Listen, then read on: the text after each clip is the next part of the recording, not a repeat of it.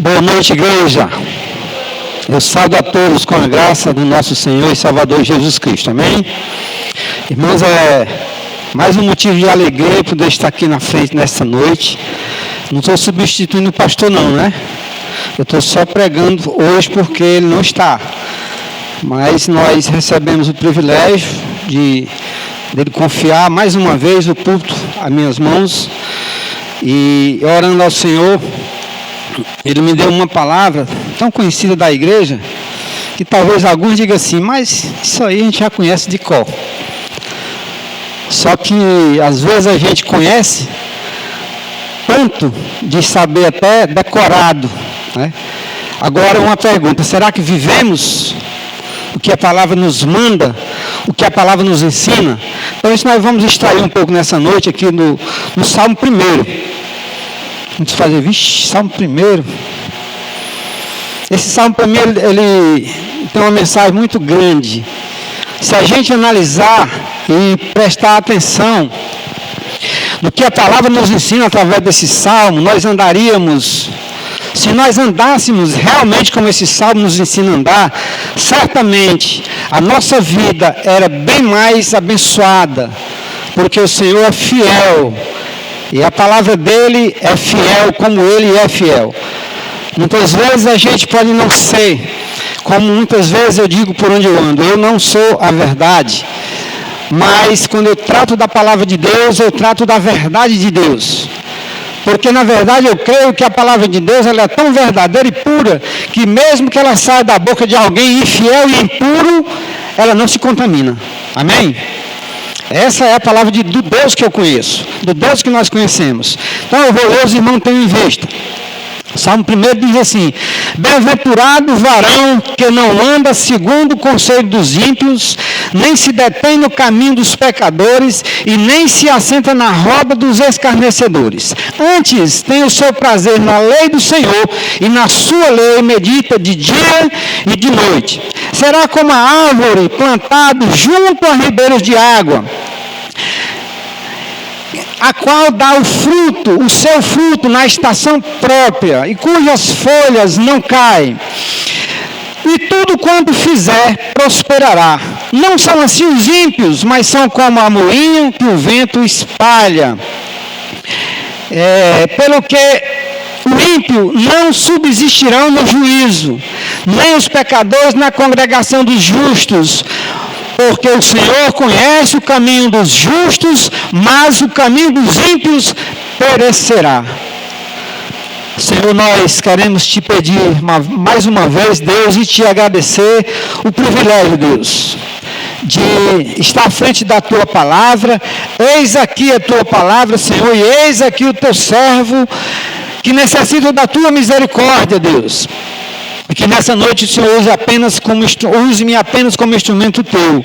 Fala ao teu povo nessa noite aquilo que o Senhor quer. Me use apenas como instrumento teu, pois é o que eu te peço em nome de Jesus. Amém. Então, como eu disse, irmão, esse salmo, se a gente for analisar verdadeiramente o que a mensagem dele trata, se nós não quiséssemos acrescentar nada, então ele já falava muito aos nossos corações. E eu não quero acrescentar nada nesse salmo daquilo que com certeza o Senhor me deu entendimento para que eu tratasse nesta noite. Então nós vamos meditar, como eu gosto, a igreja que já me conhece sabe o meu costume. Eu leio e depois eu vou repetindo os versículos, e aquilo que ele vai me mostrando, eu vou passando à igreja, para que nós possamos sair daqui alimentados pela a essência dessa palavra, tá certo? Então, quando ela diz, bem-aventurado o varão, ou o homem, outras versões dizem o homem, né? Que não anda segundo o conselho dos ímpios, nem se detém no caminho dos pecadores, e nem se assenta na roda dos escarnecedores. Então, nós vimos aqui que, para começo de história, assim que eu cheguei nesta igreja, eu aprendi, algumas pessoas pregou aqui e falou que essa palavra bem-aventurado significa feliz e abençoado o homem ou a mulher que não anda segundo o conselho dos ímpios. Como é que se a gente anda no conselho dos ímpios? O ímpio, nós vemos aqui duas nações. Já dá para nós prestar atenção aqui que existe duas nações nesse texto. Primeiro, o varão que não anda segundo o conselho dos ímpios, ou seja, o varão que confia e crê na palavra de Deus e não anda segundo o conselho dos ímpios. O ímpio é a outra nação que eu quero tratar nesta noite. Que é o ímpio, significa a pessoa que não tem piedade, nem da própria vida. Aí nós refletimos quando nós não conhecíamos a Jesus, que nós nos dizíamos felizes e diziam que aproveitava a nossa vida, mas nós andávamos de forma irregular diante do nosso Deus. Então nós éramos viciados, eu era viciado em algumas coisas. Tem muitas pessoas hoje que são pastores que foram escravos do pecado, escravos da droga, escravos da bebidice, da prostituição, considerado como ímpio aos olhos da humanidade. Certamente de Deus não. Porque como eu creio que a palavra de Deus, como eu creio na onisciência de Deus, ele já sabe que aquele camarada está lá no erro, fazendo tudo que não presta, mas no coração de Deus ele é um escolhido dele. Por isso ele nos envia a tratar da palavra para que a pessoa ouça e creiam pela fé. E a fé verdadeira vem, como diz lá em Romanos 10:17, que ela vem por ouvir e ouvir a palavra de Deus. Então essa fé que o mundo prega e fala, essa fé não é salvífica, não é uma fé que salva. Pode até ser uma fé que você consiga algo dizendo que é pela fé. Eu tenho fé que eu vou arranjar um bom emprego. Eu tenho fé que eu vou me formar. Eu tenho fé que eu vou passar no concurso público. E aquela fé, muitas vezes as pessoas, por não ter um conhecimento na fé salvífica, a fé salvadora de Jesus, muitos até dizem assim: eu tenho fé em Deus que eu vou conseguir. E eu creio que Deus, quando você trata do nome dele, é uma coisa que eu creio que Deus se comove quando alguém clama pelo nome dele. Por algum motivo, por alguma razão, por alguma busca da gente, do ser humano, né? Deus há de ouvir. Mas eu estou tratando da fé que salva, não é apenas a fé que vou conseguir isso ou aquilo, mas a fé salvífica. E essa só vem por ouvir e ouvir a palavra de Deus. Então, quando eu não ando segundo o conselho dos ímpios, eu não vou dar ouvido às coisas das pessoas do mundo. Por exemplo, as pessoas ainda aqui, às vezes, mesmo com os anos que eu tenho de fé, as pessoas ainda me chamam me oferecem um copo de cerveja. Aí depois diz: não, irmão, eu estou brincando, porque eu sei que você não bebe, né? Então o cara já reconhece que eu não ando segundo os conselhos deles, que eu não quero acordo com os seus conselhos, com os seus convites, para fazer aquilo que foge dos princípios de Deus. Então nós não se assentar na roda dos escarnecedores. Muitas vezes a gente diz: não, mas se eu não me sentar com eles, como é que eu vou evangelizá-lo? Tem situação que você precisa se sentar com eles. Por exemplo, eu estou trabalhando numa empresa que lá só tem um crente e 2 desviados. Que eu procuro muito amar eles de uma forma especial para tentar trazer de volta para os caminhos de Deus. O resto são pessoas que a gente fala de Jesus sempre e eles questionam. Mas eu sou obrigado a estar lá com eles. Porque é o meu emprego, é o meu trabalho, né? Na roda aonde eles, um dia desse eu repreendi um camarada lá, mas foi com carinho, com cuidado, para que ele não se escandalizasse. Ele fez lá uma imagem, que eu não vou dizer de que era, a imagem que ele fez, e ele foi mostrar uns camaradas lá na bancada dos ferreiros, e botou lá, em cima da bancada.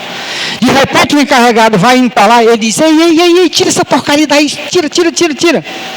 Aí quando ele voltou, eu digo: vou te pegar. Eu digo assim: olha, tu deixa de temer o teu Criador, que te viu construindo aquela imundície lá, e para temer o teu encarregado. Teu Criador, que te criou do jeitinho que tu é, estava vendo a tua atitude, e vendo no teu coração a maldade que tu estava fazendo ali. Aí ele sorriu e disse: não, irmão, mas era uma brincadeira. Eu digo: mas mesmo assim, a brincadeira de mau gosto, que o teu Criador te viu fazendo, e tu deixou de temer a Ele. Quando tu pensou em fazer, era para tu ter temido ao teu Criador, e não ter feito. Não, tu fazer, expor e ficar com medo que o teu, simplesmente o encarregado, não visse aquela tua obra maldita, né? Porque na verdade era uma maldição, né? Então, são essas pessoas que aos nossos olhos, pode até Deus não ver assim, porque Deus não vê como a gente. Mas aos nossos olhos, esse é um ímpio. Ele está na impiedade. Ele está fazendo coisas que desagradam ao Senhor. Mas antes da gente, o homem que é feliz e abençoado, antes dele andar segundo o conselho dos ímpios, de se deter no caminho dos pecadores, se sentar na roda dos escarnecedores, ele tem prazer na lei do Senhor, e na sua lei medita de dia e de noite. Então, quando eu ou você se preocupa em viver na lei do Senhor, meditar na lei do Senhor de dia e de noite, irmão, a sua mente não lhe puxa para outras coisas. Porque o inimigo, ele conhece a gente, ele sabe que a gente está firme na rocha. Ele pode até tentar, como a Bíblia diz, a Bíblia não mente, que ele está ao nosso derredor. Mas ele olha para nós e ele vê ao nosso redor o Espírito Santo de Deus. Os anjos do Senhor nos guardam, irmão. Mas para que os anjos do Senhor nos guarde, nós precisamos andar segundo o conselho de Deus. Meditando na sua palavra de dia e de noite. Isso é vigilância. Isso é você ter prazer de zelar a graça salvadora que você recebeu de Deus e andar segundo o conselho de Deus, não dos ímpios. Amém? Então ele vai dizer mais, ele vai dizer assim, pois será como a árvore plantada junto a ribeiros de água, a qual dá o seu fruto na estação própria, e cujas suas folhas não caem, e tudo quanto fizer prosperará. A Bíblia está dizendo que tudo que nós fizer, vamos prosperar. Tudo. Não é lá no meu emprego, não é lá na minha casa, não é. Ele não está falando, ele está falando no contexto geral. Né? Tudo quanto fizer. E eu creio, irmão, que quando você recebe a Jesus Cristo como teu Senhor e Salvador, e tu procura a meditar na lei do Senhor de dia e de noite, o Senhor é fiel para te fazer prosperar em tudo que você fizer. Sabe por quê? Porque se você vive dessa forma, meditando na lei do Senhor de dia e de noite, Deus vai fazer você prosperar em tudo mesmo, porque Ele é fiel. Em tudo. Se você é bem sucedido na igreja, você aprende as escrituras sagradas, você aprende o que é obediência, você aprende que não é fazer um sacrifício, porque Deus ele não quer sacrifício nosso. Ele quer de cada um de nós obediência, mas a quê, irmão João, que você tanto fala de obediência? A palavra dele, irmão. Não é o pastor da igreja, não é a denominação, não é um estatuto, não. Obediente é a palavra de Deus. Então, se você tenta andar na obediência, não tem como você não prosperar. Você vai ser mais feliz, você vai encontrar a real felicidade, né? Você é mais fácil de resolver seus problemas, você vai contagiar pessoas, e as pessoas vão se tornar seus amigos, mesmo que antes, quando ele lhe conheça, ele não goste de você, porque na verdade, crente, quando chega num ambiente assim, vixe, aquele é crente, vamos ter problema aqui. Por causa de alguns crentes infiéis, que não têm testemunho de vida, mas que pregam a palavra de Deus no altar, às vezes com muita alegria e satisfação, mas quando desce daqui, desce vazio e vai para o mundo vazio, sem nada. Por quê? Porque ele não medita na lei do Senhor de dia e de noite. Porque se ele meditasse, ele ia aprender que para ser de Deus, para viver debaixo da graça, que na verdade é graça, é de graça mesmo. E essa graça chama-se Jesus. Ele é a graça enviada do céu para salvar aqueles que creem na sua palavra e medita nela de dia e de noite.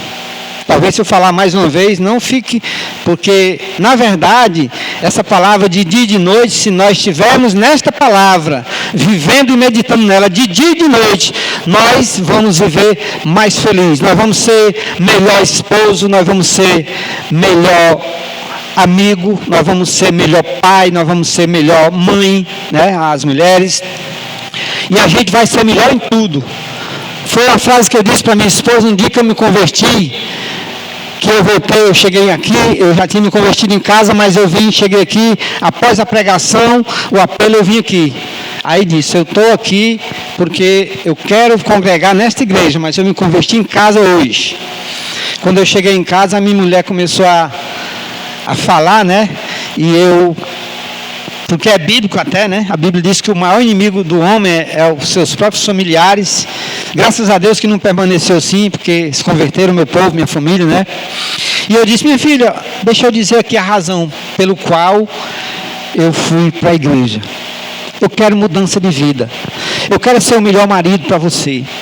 Eu quero ser o melhor pai para os nossos filhos. Eu quero ser o melhor vizinho. Eu quero ser melhor em tudo. Ela estava parece que ela estava com a confusão preparada. Mas quando eu falei que queria melhorar em tudo, eu não sei se eu melhorei. Ela está ali, ela sabe dizer se eu melhorei em alguma coisa, né? Talvez muitas coisas eu precise melhorar muito ainda. Porque, meu irmão, a salvação, eu creio plenamente que a salvação é o ato de confessar Jesus como Senhor e Salvador. Mas tem pessoas que confundem a salvação com a santificação. A santificação é um processo longo. Porque se você for viver a partir de hoje 100 anos, esses 100 anos você precisa viver buscando santificação a cada dia. Porque as dificuldades deste mundo, as coisas que nos atraem nesse mundo, aquilo que a gente vê nesse mundo, são muito atraentes, irmãos. E aquilo que o coração vê, que os olhos vê, o coração deseja. Irmão, mas tu é crente e ainda deseja essas coisas, irmão, o coração do homem ele é horrível.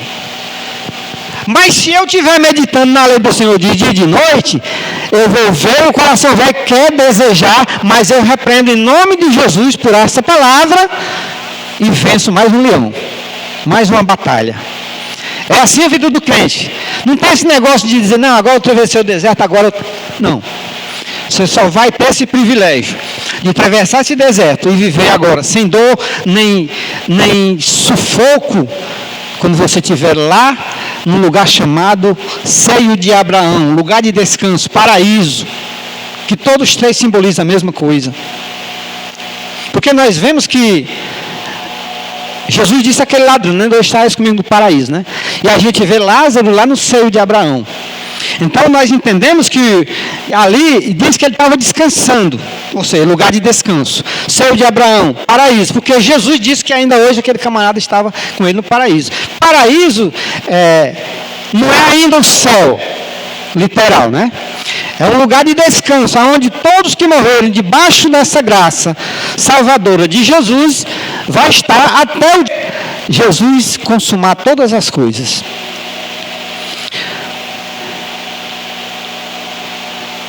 E quando ele vai falar uma coisa aqui, quando eu entendi essa palavra, eu olhei para dentro de mim e vi quão diferente é a vida de quem não conhece a Deus.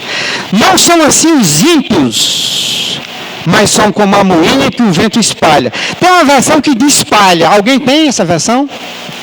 É o versículo 4. Foi esse entendimento que eu tive quando eu li esse versículo nessa versão aí. Palha. Eu fui agricultor no interior. Na época que termina o inverno, que o milho seca, a gente vai lá e dobra o milho para que a espiga fique virada assim, para se chover no verão, que às vezes chove, né? A água passa direto. Se você deixar assim, a água penetra e o milho apodrece. Mas Deus deu essa inteligência ao homem para fazer isso, né?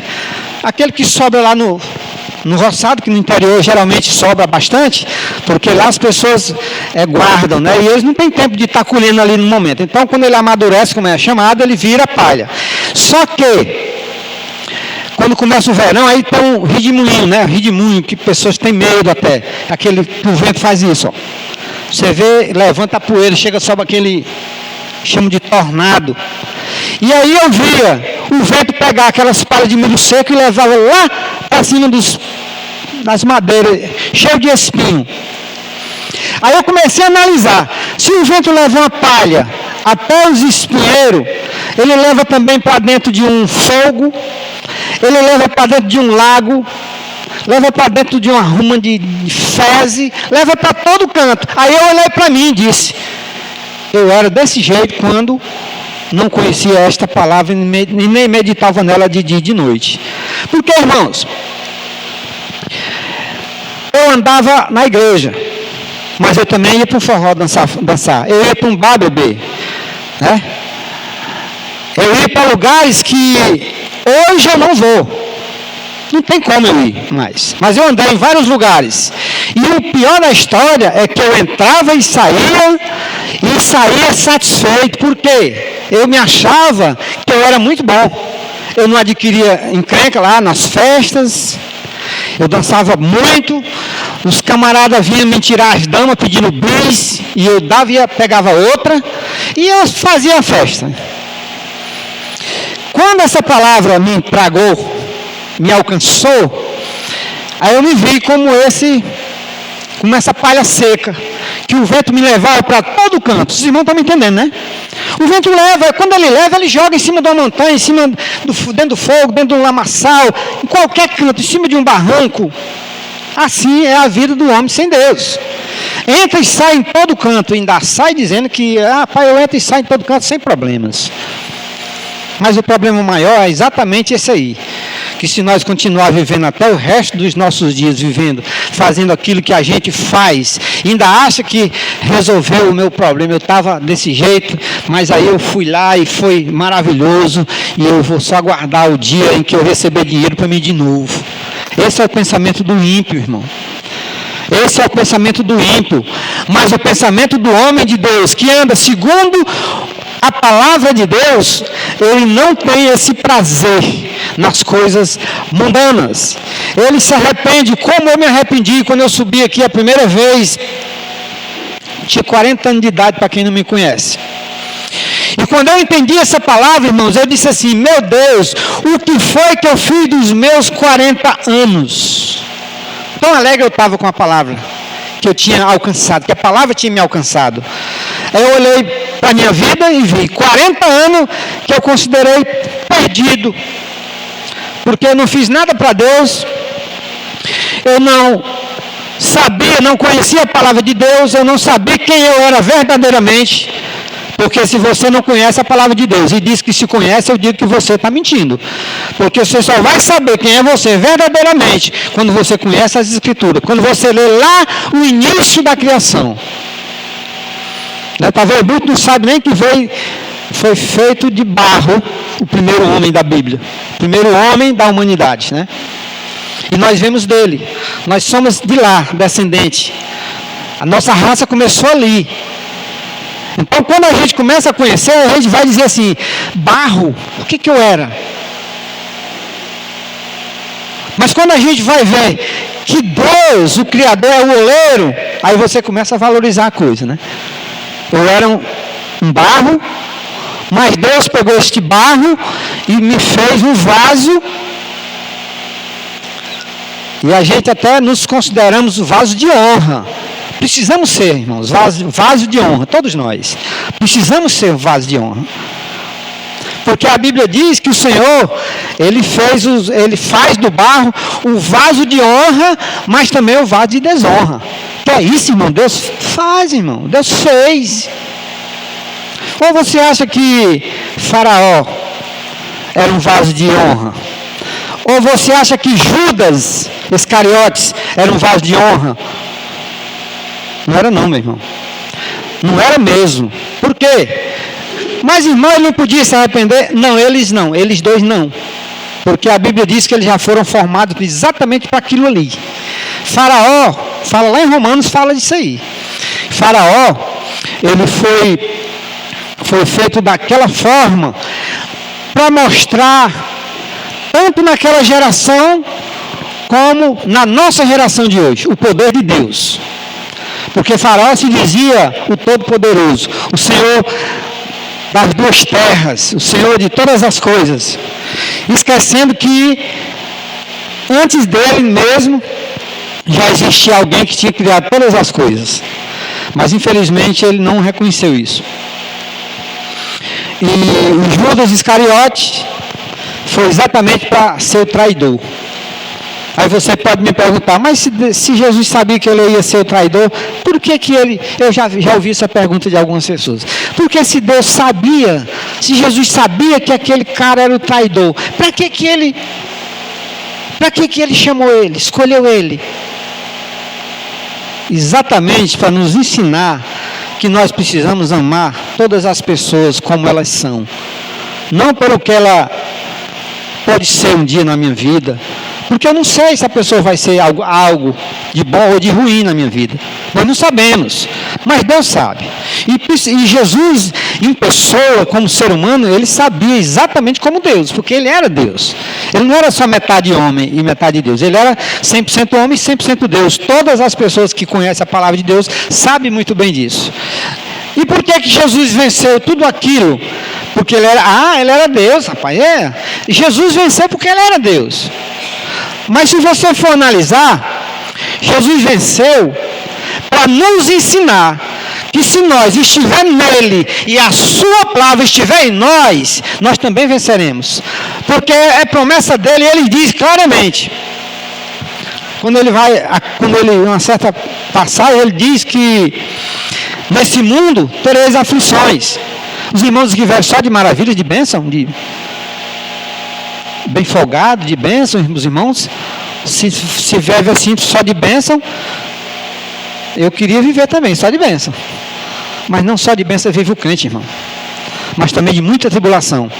Principalmente se você procura viver em fidelidade com a palavra de Deus. Não falta pessoas que digam assim, aquele cara só quer ser santo, eu vou fazer alguma coisa para derrubar ele, eu quero pegar ele na virada. O diabo fez assim com o próprio Jesus, irmãos. Vocês sabem, conhecem muito bem a história. Quando ele foi lá no deserto tentar Jesus, quando ele viu Jesus aparentemente com fome, que eles acharam que ele estava com fome, mas a Bíblia vai dizer que ele, depois de tudo, foi que ele sentiu fome. Se você for analisar direitinho, é depois de toda a tentação, quando o diabo viu que não derrubava ele, aí ele sentiu fome. E aí os anjos vieram e o serviram. Ele não teve tempo nem de ter fome, irmão. Ele estava só em forma de aquebrantamento diante de Deus, suportando tudo aquilo. Como o Senhor alimentou ele, eu não sei. Eu só sei que depois que ele passou por tudo, foi que ele teve fome. Eu não vou dizer aqui, eu não seria hipócrita de dizer assim, porque se ele tivesse sentido fome antes, ele tinha comido, ele tinha feito as pedras em pão. Não vou dizer isso. Mas a gente chega até a pensar, né?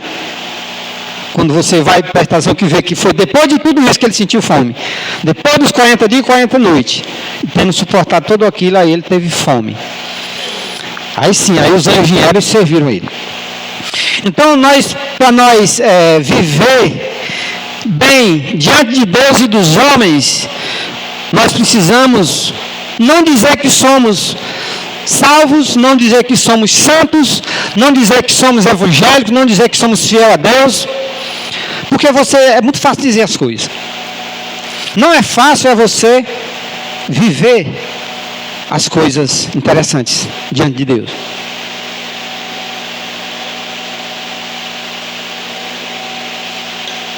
É muito fácil dizer que amo os irmãos e sair daqui falando dos irmãos bem ali. E às vezes a gente fala, irmãos, às vezes a gente diz assim, não, eu não estou falando por maldade, mas na verdade eu estou só dizendo o que o irmão verdadeiramente é. Mas nós não podemos fazer nem assim, meu irmão. Sabe por quê? Porque só Deus sabe como você é verdadeiramente.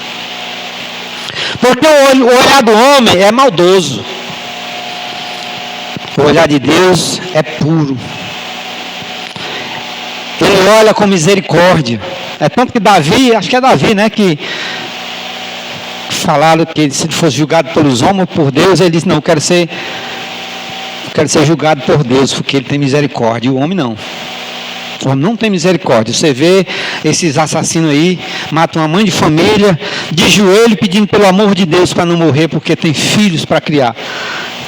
Nós precisamos aprender verdadeiramente a palavra para pôr em prática. Não é só para aprender. Eu estou cheio do conhecimento de Deus. Mas se você não pratica, então não adiantou nada você ser cheio do conhecimento de Deus se não vai praticar. aquilo que tu conheceu de Deus, fazendo a vontade dele, obedecendo a sua palavra, fazendo o que ele nos ensina. Pois bem, não são assim os ímpios, mas são como a moinha que o vento espalha, pelo que o ímpio não subsistirão no juízo, nem os pecadores na congregação dos justos. Então, vou parar aqui, depois não falo no outro versículo. Quando ele fala não subsistirão, ou seja, o ímpio não passará no juízo de Deus. É isso que significa essa palavra. Não subsistirão no juízo. Não, mesmo que dizer, não passarão no juízo. É aquilo que o cara vai morrer na impiedade. Ele não quer saber do conselho de Deus, ele quer saber do conselho deles, dos. Então, quando chegar, aí tem muitas pessoas, lá em Romanos fala que se com a tua boca creres e em teu coração, não, se com a tua boca confessar e no teu coração creres que Deus ressuscitou dos mortos, será salvo. Mais ou menos assim, ele diz, porque com o coração se crê para a justiça, mas com a boca se faz confissão a respeito da salvação. Ou seja, isso o mundo pensa, irmãos. As pessoas lá do mundo pensam, não, eu já preguei para a pessoa, não vai ter um juízo, um julgamento. Então eu não quero saber disso aí não, eu quero o julgamento. Eu digo, só que o juiz que vai estar lá, ele é justo. Porque eu entendo, irmãos, que se o Senhor for nos julgar pelas nossas obras, nenhum de nós passaremos no juízo. Se ele for julgar pela justiça dele. Mas nós cremos que ele vai nos julgar pela sua misericórdia. Por isso nós temos salvação. Porque é por misericórdia. A Bíblia diz que a misericórdia do Senhor é a causa de não sermos consumidos. Então nós viemos do pecado. Então nós não estaríamos aqui se não fosse a misericórdia de Deus que vem se estendendo de geração em geração. E os pecadores também não permanecem na congregação dos justos. Quem é justo? Hoje eu ouvi uma palavra que não existe justo. E na verdade existe. Jesus, Deus é justo. Agora, não fique triste, irmãos, por essa palavra tão assim, tão pá. Porque justos nós não somos, mas somos justificados pela fé na palavra de Deus, na graça de Deus. Nós somos justificados porque a Bíblia diz isso. Eu não posso dizer, eu sou justo, mas se eu disser assim, eu sou justificado pela graça e pela fé, e se eu estiver realmente, eu estou justificado. E não tem mais condenação. A Bíblia diz, para aquele que está em Cristo Jesus, que não anda segundo a carne, mas segundo o Espírito. E muitas pessoas pregam esse versículo, falam 10 vezes nele, mas não completa. Porque é assim um interesse de ganhar a pessoa, que quer ganhar a pessoa para Jesus. Cara, não tem mais nenhuma condenação para tu não, mas se tu aceitar Jesus, não tem mais uma condenação. Mas aí não tem o ensinamento do que o versículo diz no final. Que não anda segundo a carne, mas segundo o Espírito. Então nós temos que analisar direitinho. E como é que se anda segundo o Espírito? Meditando na lei do Senhor de dia e de noite. Não tem outro segredo. E se você meditar na lei do Senhor de dia e de noite, você vai entender que você foi salvo pela graça e você está debaixo desta graça, mas você não pode sair debaixo desta graça. E você só não vai sair se você realmente confiar em Deus e esperar nele. Sempre, sempre e sempre. Senão, você vai sair. E eu creio que aquele que o Senhor chamou, ele não vai te deixar sair debaixo da graça. Mas, irmão, se eu quiser, eu saio. Você só sai se você não for o escolhido de Deus. Se você for, você não sai. Não se engane, meu irmão. Não pense que você vai andar do jeito que você quer, você estando debaixo da graça do Senhor, porque não vai. Se você for, ou você não é agraciado ainda, ou então você precisa levar umas bordoadas lá no mundo para entender que a graça de Deus é o lugar correto para você estar, debaixo da graça de Deus. Mas por que tudo isso? Porque o Senhor conhece o caminho dos justos. O Senhor conhece o teu caminho, irmão. Se tu é justo, se tu é justificado, o Senhor conhece o teu caminho. Ele sabe aonde tu pisa. Ele sabe para onde o teu coração te inclina. Para as coisas do Espírito, para as coisas que agradam a Deus. O Senhor conhece os teus caminhos. Portanto, cuidado, meu irmão. Não é praga, não é palavra de capacete para você, não é nada disso. Palavra de prevenção para você saber que você é um escolhido, você é um agraciado. Então, ande honrando essa graça maravilhosa que é Jesus Cristo na sua vida. Porque o Senhor conhece o caminho dos justos, mas o caminho dos ímpios perecerá.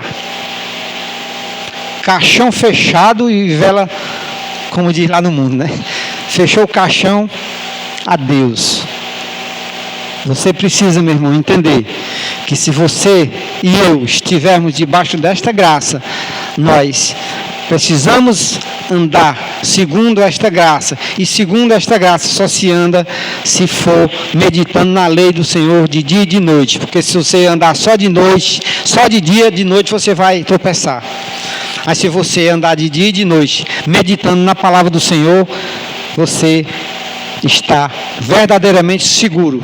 Porque Deus é fiel à sua palavra, não a você, nem a mim, mas Ele é fiel à sua palavra.